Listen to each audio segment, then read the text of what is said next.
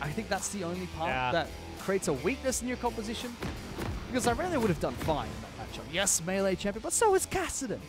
It's going for the fleet footwork Kassadin, so a little bit more sustained. Very powerful in the late game as well, once the fleet footwork comes online, because it scales with ability power now. Here, we're going to go ahead. Load on in. IPT on your blue side, ARK on the red side. Get set, and wouldn't be C-Tour without a pause. Welcome to the podcast.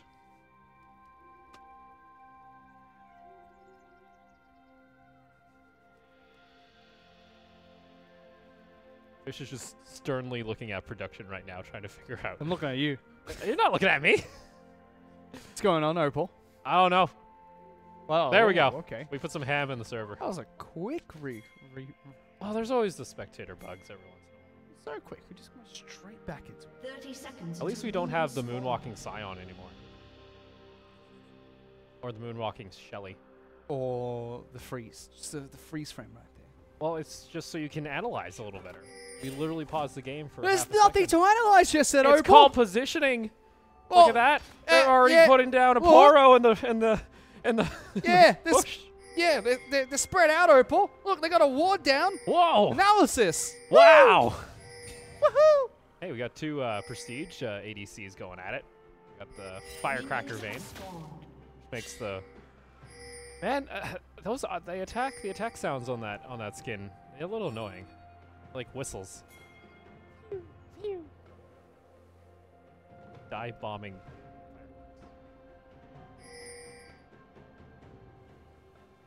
Hello. Everyone's just pinging. Well, things are going to start off here. ARK. Both junglers going to start on the top side of their map. ARK has full knowledge, too, that, of course, the Olaf is going to be on the blue. They already got themselves that deep ward down toward the red. So they also faked a leash on the blue buff. So although Jarvan started on the red side of the map, they're going to think that ARK started on the bottom side. Brom used an ability. So did Miramu. They used some abilities onto that blue buff to make it look like a leash for Jarvan. So this could be a very sneaky play coming out from J4. That's a worry, though. There is that ward down into the river, so if he opts to go straight for that scuttle, might have some trouble. Speaking of trouble, though, got Tyson up in this top lane, that early level 1 aggression coming out from the list on the Irelia, looking to shred apart that Scion. Yeah, very, very early trade coming out from Irelia, top side of the map, using the new Conqueror to get some good damage down at level 1. Scion should be okay. Started with a corrupting potion, so did Irelia. Yeah. He'll just head back towards his turret and farm up later on. Maybe use a recall early to try and get some health, pick up that first item, sustain the lane a little bit better. They went for that little bit of a sneaky play on that blue buff to fake it away. Fortunately, did get spotted out on a ward as they were taking the scuttle here on the side of Nixta. So ARK, I don't know if they're going to be able to pull off anything too sneaky. Here, a little bit of a push coming out here from their bot lane. To be expected. It is, of course, the case.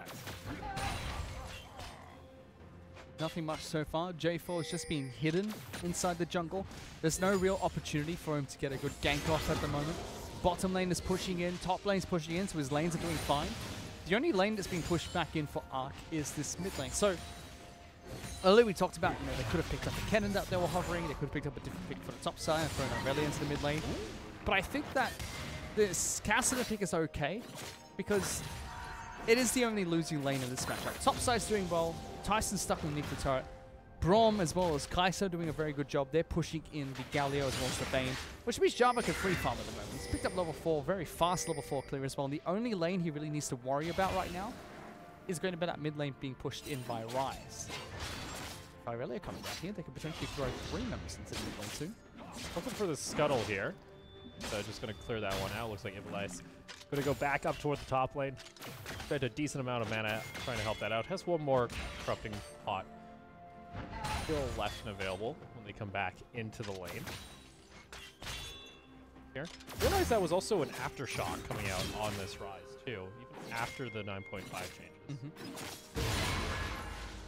We had a gank in the mid lane as well. That's a flash forward. Flash forward. They got the Predator too. That's going to be the double slow coming out from the Axes. And MLE, he already used it. First blood onto the Olaf. Seems like they're just trying to push in for Kassadin there, make sure he can get a recall, but sticking around a little bit too long. And that's exactly what we were talking about when we talked about the Kennen pick. Yes, Castanen shouldn't have a horrible time in this lane. He should get some assistance from Java because it's the only place he really needs to go.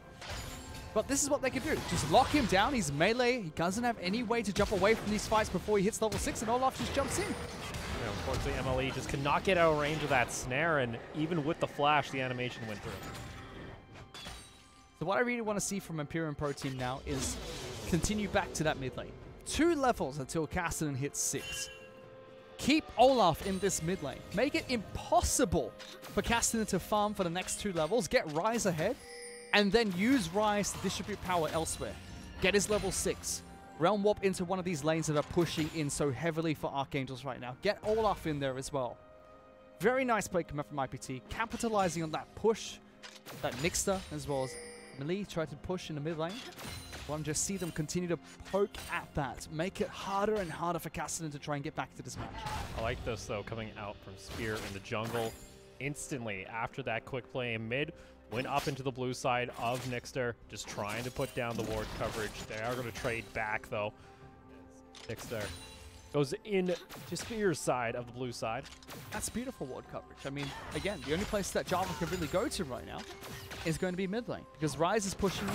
Nobody else is, but look at this gank coming out. Coming out, that's going to force the flash. Flash taunt, though, is going to land. Knockup still not following on through, though, as Food was not able to finish it off, but the condemn into the wall, and Spear hooks an axe, slicing down the Kaisa. Second kill on the Olaf. You talked about the warding being placed down. It spotted out. Java was nowhere near the bottom side of the map. Ryze even pushed in the mid lane and then started moving towards bot side. They have a control wall that's inside the river, so they can't spot out Ryze's movements. So even if that started to go south, he was there to try and fight that. Trying to get to safety. Nixter does show himself in mid lane, but a little bit too trigger happy on the side of MLE.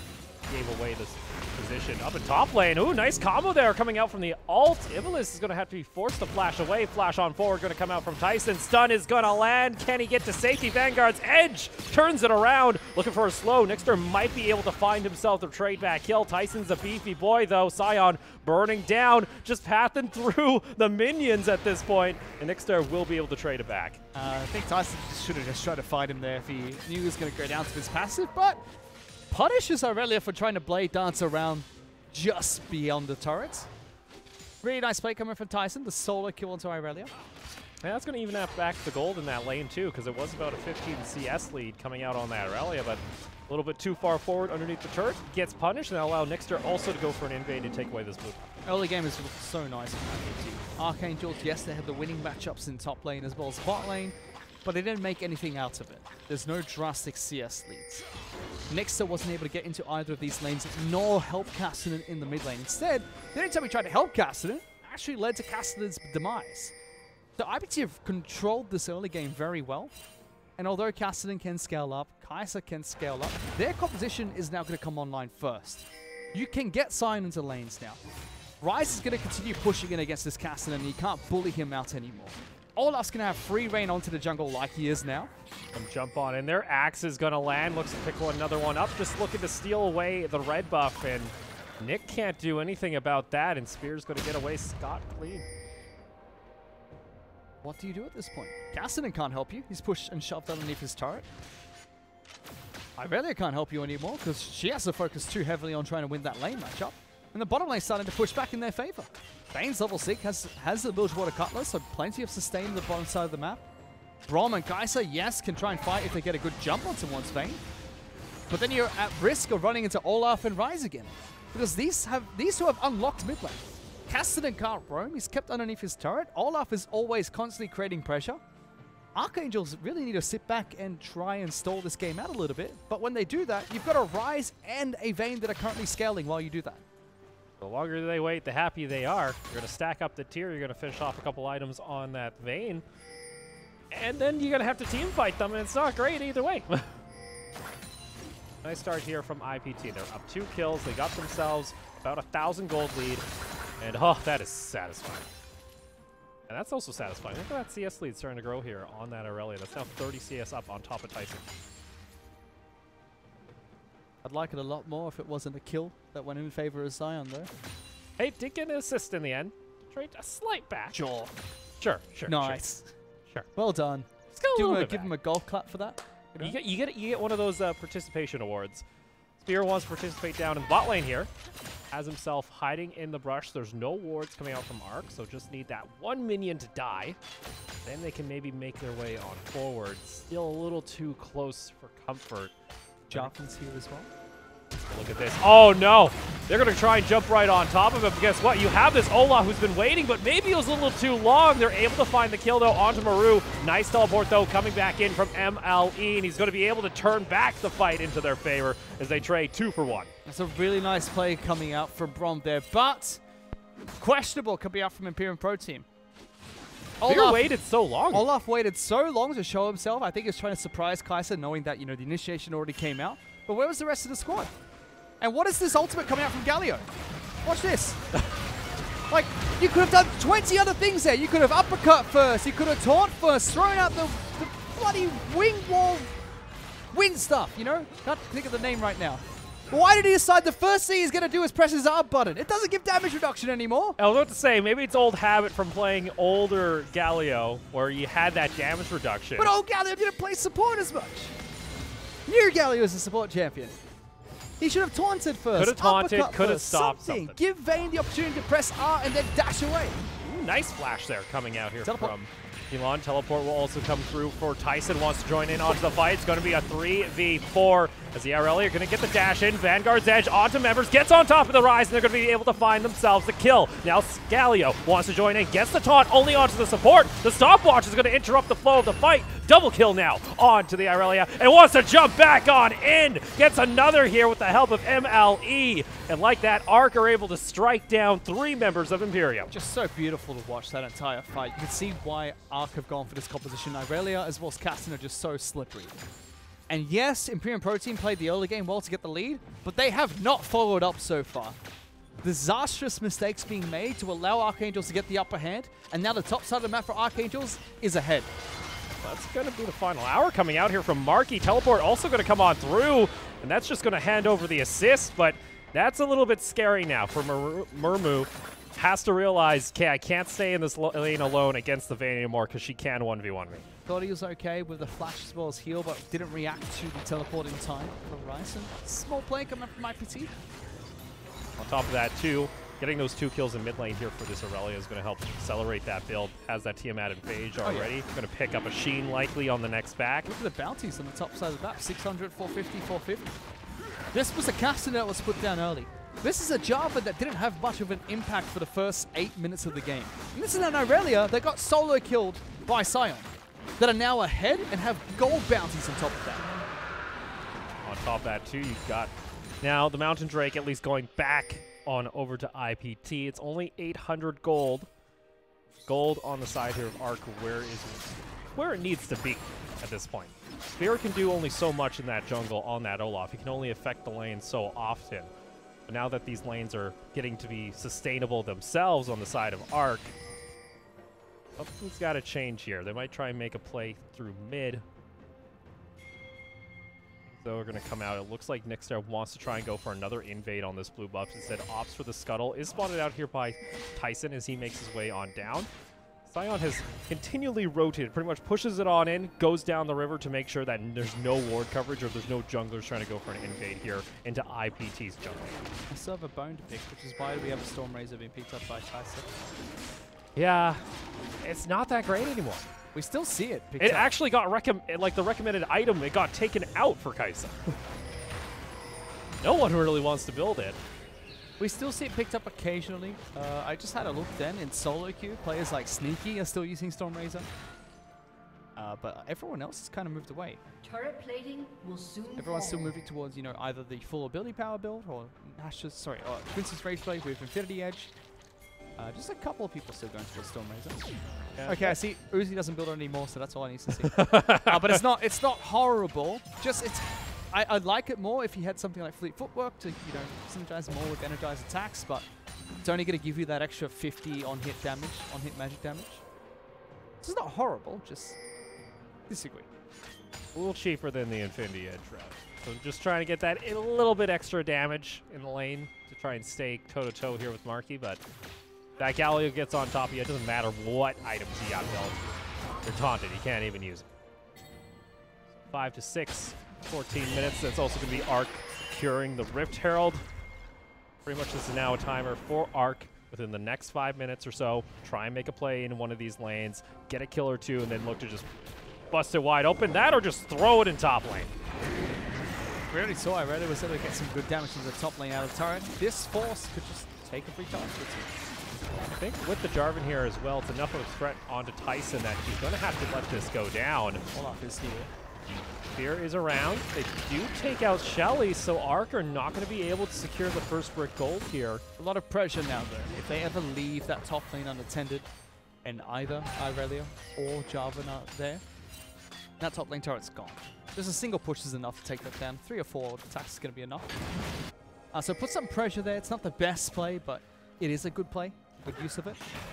Makes his way on over. He's going to use the Ragnarok to avoid the stun. They're going for a dive underneath the tower. Nice change CC going to come out. You got yourself a Vanguard's Edge, but the shutdown goes on over. Rotation coming out here on the side, and Nixter is able to find the knockup. Rise is also going to go for this Realm Warp, though, and is able to rejoin the fight and actually interrupts Kassadin from trying to join on in. Cataclysm is there. They find themselves a kill, but underneath the tower now, it's going to turn back into a 1v2. MLE gets back to safety. Tyson going to start regenning a little bit. Zelon, don't think he'll be able to catch this Kassadin. Both teams moving their members around the map nicely there. Irelia gets caught out. Face checks the brush there, gets caught out by Olaf. Nice play coming out from IPT. Tyson happy to jump underneath the turret and take up all that damage. Then Nixa as well as Mli moving around well and getting to the fight first, but Rise proactively making sure he was there to cover the fight in case both of them rotated. So IPT showing, despite the fact that, you know, they got ahead early, got put back down, they know exactly how to come back into the match. However, it has left top lane unattended. It will be Archangel to pick up the first turret. Yeah, scoreboard was dead even, but the first brick gold goes on over to ARK, so they'll find themselves up by about 500 gold. So we're starting to approach in on that 16-minute mark. We'll see Zelon looking to push back the wave into MLE. MLE wants to try and go for a back here. Does have the teleport available, so maybe they want to try and make a play. There is also the Irelia just above if they wanted to, but instead opting to possibly go back to base. Galio was also looking for roam. Just wanted to clear out some vision around that dragon. It is going to be coming up in 30 seconds. It looks like IPT have decided they want to prioritize these drakes, so if they do get into the later portion of the game, they can maybe force an Elder Drake. Also taking a look at the patches here, 9.5, Stormrazor did get a small little buff for itself, so that could justify the pickup now. Extra 5 damage and 5% attack speed. Ooh. I mean, it does slow when you do get the energized attack now as well. So it does help. It's not as big as the previous crits, but can work wonders when you do pick up a second energized item. Imperium push their way up, clear out the control wards. They have the inside track onto this Ocean Drake. Picked out a Mountain Drake a little bit earlier in the game. But ARK don't look like they're just going to wait for this one. They do have the Kassadin making their way from the base. Irelia has also moved down toward the mid lane, so if a fight were to break out, it would be a 5v5. Trying to jump back to safety as Spear's already used the Predator, who's going to wear off. Both teams are positioning for this fight, but neither side has made a proactive attempt to get a good macro advantage. Top lane's not pushing in for either team. Bottom lane's not pushing in. ARK are just going to hard commit here onto the Galio, gets the flash down. That's also a Cataclysm. You got to question, is that worth it? They should push for a fight here. Galio can use the ultimate to jump back in nicely, but they didn't get there in time. They get the slow here onto Rocks. They're going to jump on in into a 3-man taunt, and then they just chain in the damage. Galio ultimate coming on out. Doesn't hit anyone. Vanguard's Edge onto the backline, but they already took down the Kassadin. Meanwhile, on the right side of the screen, Iblis is able to trade one back, but gets taunted and will get taken down. Double kill going on over to Mark. Very upsetting that Archangel decided that their way to play that fight was to force a pick. They could have done so many other things. Teleport's available for me. Put him towards top side of the map, get him swift pushing. Get bottom lane pushing in your favor. Have everyone down there so if Dragon gets stunned, you can rotate. Instead, this happens. They tried to force a fight into Galio. He doesn't care. He has the ultimate to join in the fight later on anyway. Instead, you're now saying to your team, you're stuck on the other side of the map in a choke point where the rest of IPT can collapse, and there's only one way to go. Fight your way through, or run down to bottom lane into the Galio, who's allowed to get a 3-man taunt. Free Dragon, free kills, good fight for IPT. And on top of that, too, they're going to pick up their first tower of the game, being the mid lane first tier. Going to help open up the midsection of the map as they want to try and apply some pressure into the top side and bot side jungles of ARK and then start warding up around that Baron. They're actually going to throw a few members towards top side as well. Olaf is rotating over. Next to only now going to see. Predator is popped. They also have MLE underneath here. Tower's down to about a third of its health, so one good dive could spell disaster here for ARK. They decide to have to back off, though, as IPT do threaten. They're going to rotate back into their jungle, secure some vision for themselves.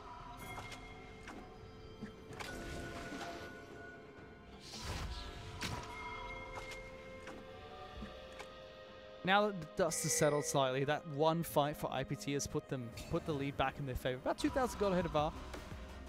It's actually a mid lane broken and opens up the map, like you mentioned. Baron buff's coming up now as well. And top lane is ready to be taken. Lots of places they can apply pressure.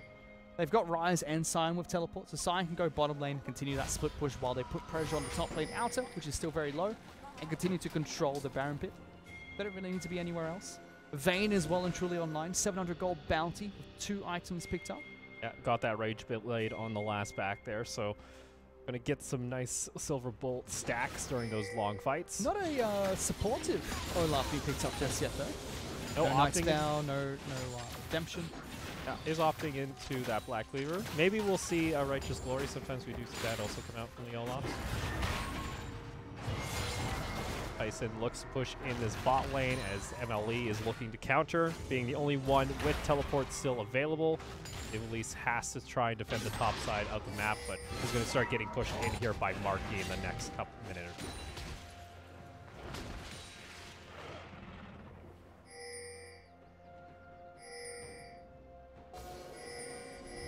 1,500 gold lead. IPT. Again, apply pressure, clear out that vision, maybe trying to get a jump here. Going to use the blasting cone, and oh, Ivalice didn't even see it. Finally sees it, uses the stun, but again, that Ragnarok just counters the Aurelia. Didn't pick up the axe, sir. Did the axe a little bit too fast, so we couldn't get the subsequent slows. But top lane turret's going to be taken down. Sion's going to continue pushing the bottom lane. You can see Cassidy is down here. Jarvan's looking to try and wrap around for a gank himself, so Sion could be in a bit of trouble.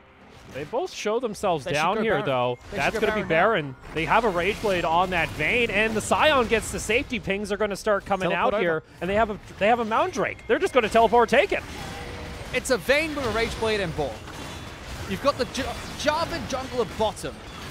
That should be a free drag, a free Baron. They're going to try and take this. Someone else is holding up the fight. Rox just went and ulted on there. They try and steal it away. It ain't going to happen. Vanguard's Edge finds it's on to 3 members, but they need to keep on going with this fight. Knockup's going to be there. Galio comes back on in, interrupts the Irelia. Kaisa now wants to join on in, finds himself a double kill, but Vayne just strikes her down, make it a quadra for Mark over the entire time, and they're just going to chase down Rox and make it a pentakill. First pentakill we've seen of the Cito here. It's Marky with the ace at the very end. That was such a questionable decision from one of the veterans in the Cito. Archangels, the 2nd seed in the Philippines, making such a rookie mistake to go for the gank at the bottom lane.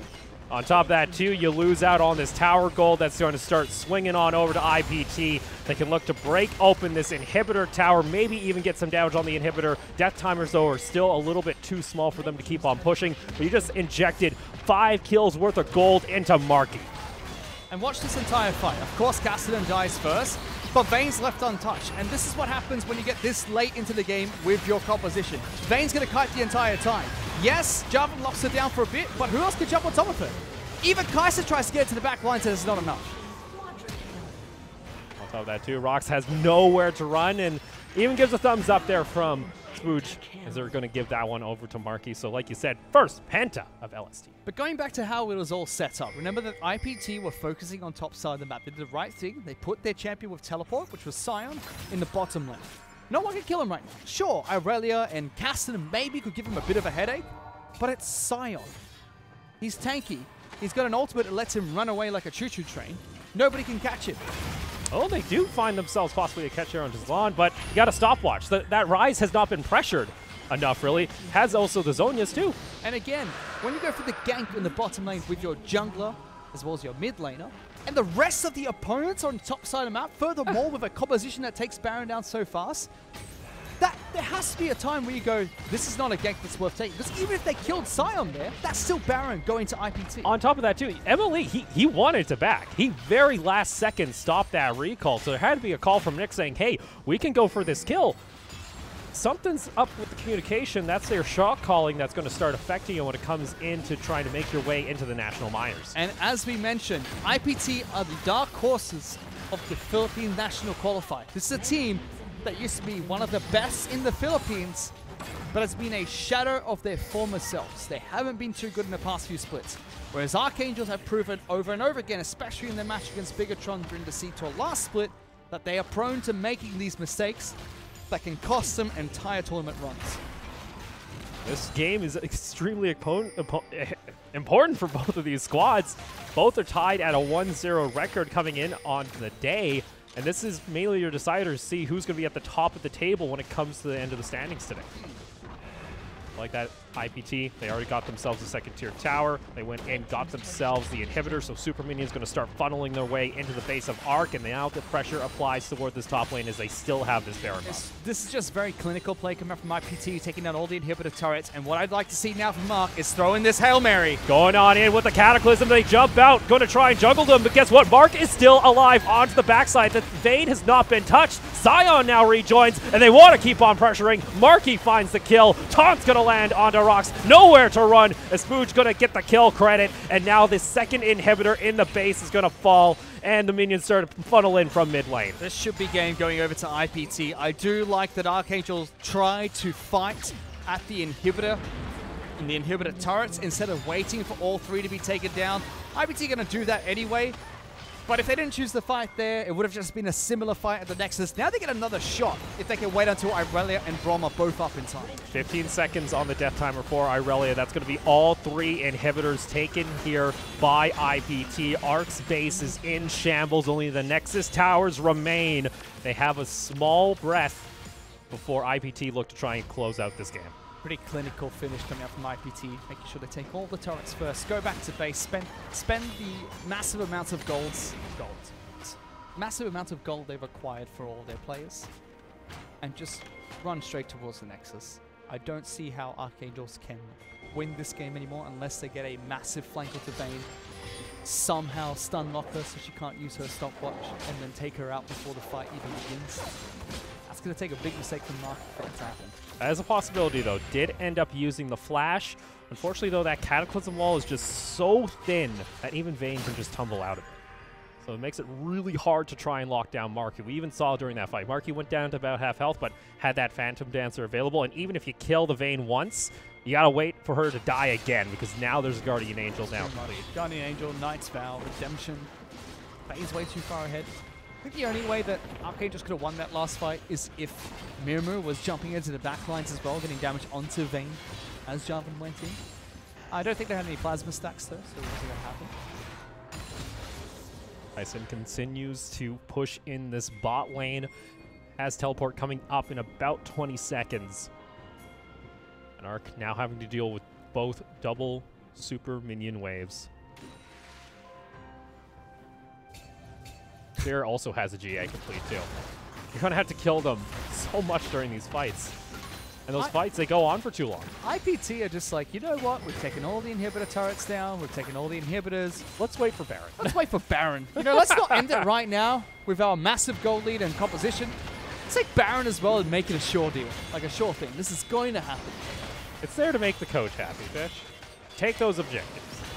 Close out the game. Give ARK no way of coming back into this because they're still stuck in their base. It won't matter too much. As IPT, with that Baron buff, now can look for that final fight at the last stand of ARK at their Nexus Towers.